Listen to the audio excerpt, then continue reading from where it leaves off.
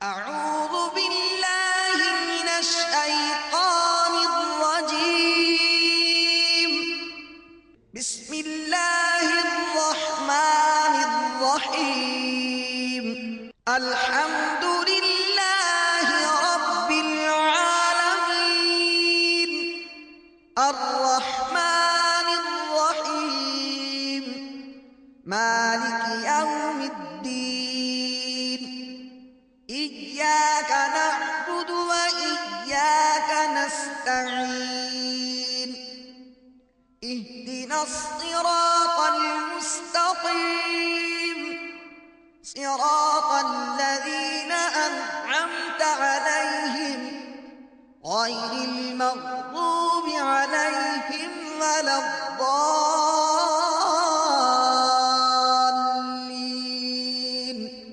اللہ کرم ایسا کرے تجھ پہ جہاں میں اے دعوت اسلامی.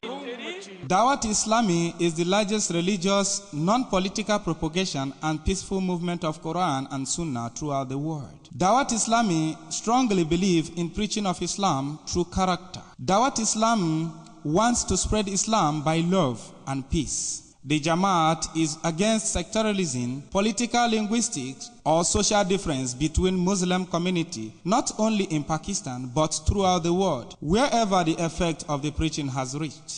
Dawat Islami is never found to be involved in any kind of anti-state or terrorism activity. A letter of appreciation has been issued by the government of Pakistan, Minister of Religious Affairs. Until now, neither any bounds nor any observation has been recorded throughout the world by any governmental, Muslim or non-Muslims. Therefore, Minister of Defense is satisfied from their propagation of Islam as well as other religious activities in the country.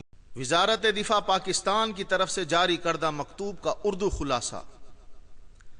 دعوت اسلامی تبلیغ قرآن و سنت کی عالمگیر پر امن دنیا کی سب سے بڑی تحریک ہے. دعوت اسلامی کردار کے ذریعے نیکی کی دعوت عام کرنے پر مکمل یقین رکھتی ہے. دعوت اسلامی دین اسلام کا پیغام امن و محبت کے ساتھ عام کرنا چاہتی ہے.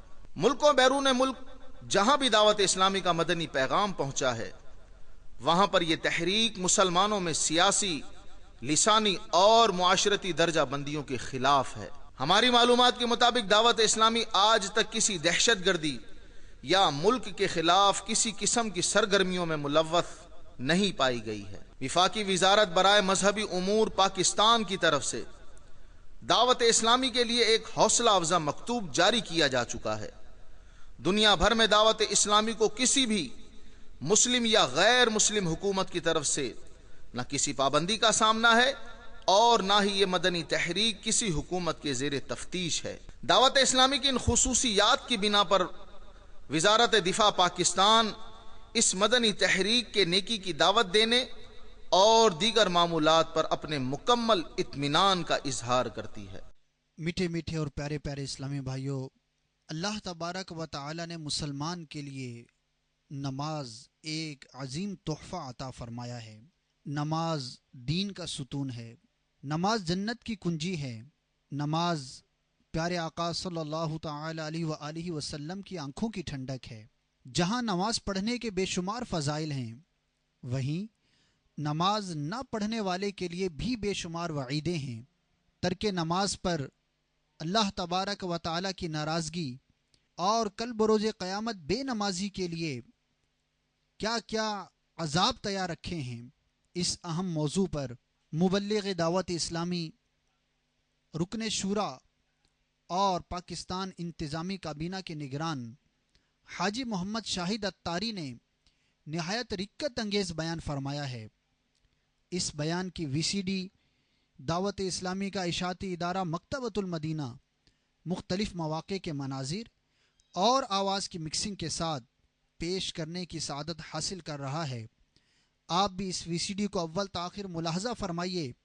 انشاءاللہ عز و جل نماز پڑھنے اور ترک نماز سے بچنے کا مدنی ذہن نصیب ہوگا. الحمدللہ رب العالمین والصلاة والسلام علی سید المرسلین أما بعد فأعوذ بالله من الشيطان الرجيم بسم الله الرحمن الرحيم الصلاة والسلام عليك يا رسول الله وعلى آلك وأصحابك يا حبيب الله الصلاة والسلام عليك يا نبي الله وعلى آلك وأصحابك يا نور الله اللهم صل وسلم وبارك على سيدنا ومولانا محمد النبي الأمي الحبيب العالي القدر العظيم الجاه وعلى آله وصحبه وسلم. شیخ طریقت امیر اہل سنت حضرت علامہ مولانا محمد الیاس عطار قادری رضوی ضیائی دامت برکاتہم العالیہ کا رسالہ ہے ضیائے درود و سلام. اس میں لکھا ہے فرمان مصطفیٰ صلی اللہ تعالی علیہ وسلم مجھ پر درود پاک کی کثرت کرو بے شک یہ تمہارے لیے طہارت ہے. صلو علی الحبیب صلی اللہ تعالی علی محمد. صلو علی الحبیب کا مطلب ہے محبوب پر درود پڑھیے.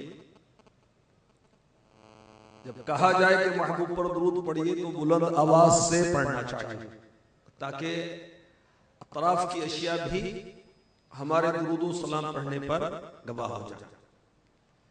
صلو علی الحبیب صلی اللہ تعالی علی محمد وعلی آلہ وصحبہ وبارک وسلم. میٹھے میٹھے اسلامی بھائی، اللہ تعالی کا شکر ہے ہم مسلمان ہیں اور مسلمان کا ہر کام اللہ عز و جل اور اس کے پیارے حبیب صلی اللہ تعالی علیہ وآلہ وسلم کی خوشنودی کے لیے ہونا چاہیے.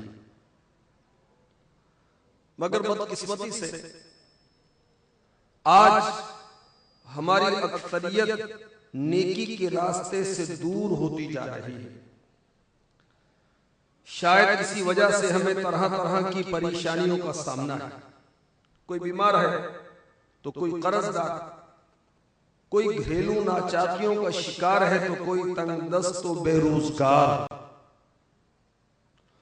کوئی اولاد کا طلبگار ہے تو کوئی نافرمان اولاد کی وجہ سے بیزار. الغرض ہر ایک کسی نہ کسی مصیبت میں گرفتار ہے. اللہ عز و جل قرآن پاک میں فرماتا ہے پارہ 25 سورہ شورى آیت نمبر 30 وَمَا أَصَابَكُم مِّن مُّصِيبَةٍ فَبِمَا كَسَبَتْ أَيْدِيكُمْ وَيَعْفُو عَن كَثِيرٍ.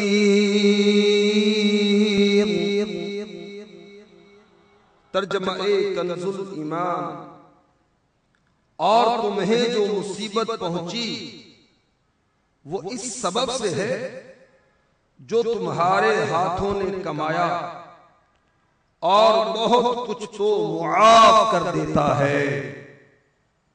میٹھے میٹھے اسلامی بھائیوں، یقیناً دنیا و آخرت کی ہر پریشانی کا حل اللہ عز و جل اور اس کے حبیب صلی اللہ تعالی علیہ وآلہ وسلم کے بتائے ہوئے کاموں میں لگ جانا ہے. یاد رکھیے